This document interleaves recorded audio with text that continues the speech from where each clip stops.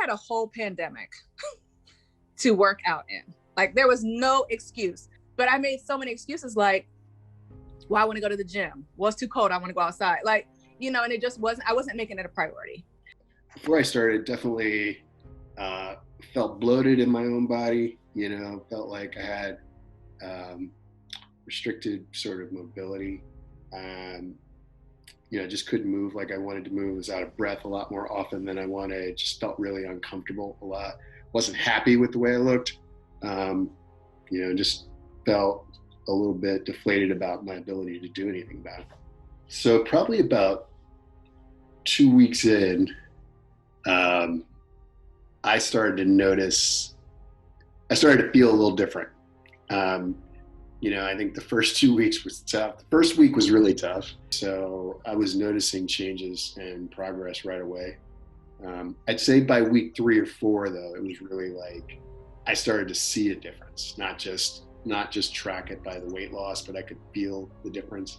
Before you and I started working out, I was doing the green smoothie cleanse with a girlfriend of mine, and she had given me this new kind of macros plan too, and blah, blah, blah. But it was piddly, but it was more than what I was doing last year. And then you were like, hey, I want to hit you up about da-da-da. And I was like, okay, I worked out with your man before. I know he can get me results. I know his work. I know his work ethic. I know he doesn't get annoyed with me.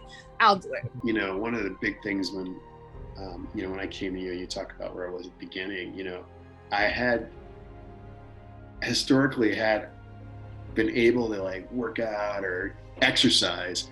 You know, my big hang up and my holdup was I wasn't seeing as much impact for the effort I was putting in. And I recognized that part of that had to do with, I knew I wasn't optimizing the way I was eating, you know, and so the meal plan, you know, I gave you a list of things. You asked me for a list of items that I like to eat, and you were able to like recalibrate that in any given week to fit what, you know, sort of the caloric intake I needed, the nutritional intake I needed, but also it was food I wanted to eat.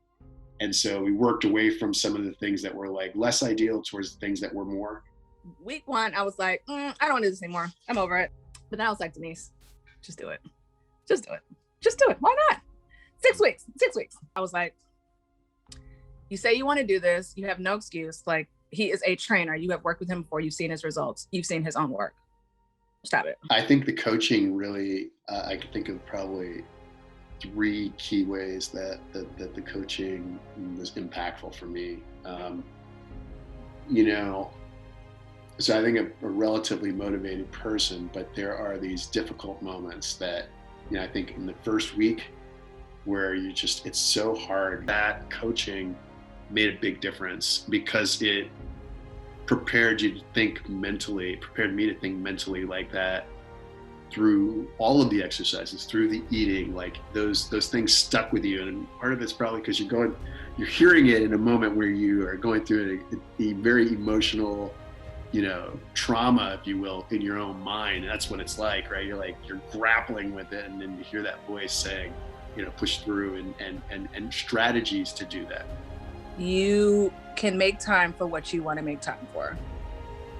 Make yourself a priority all the time.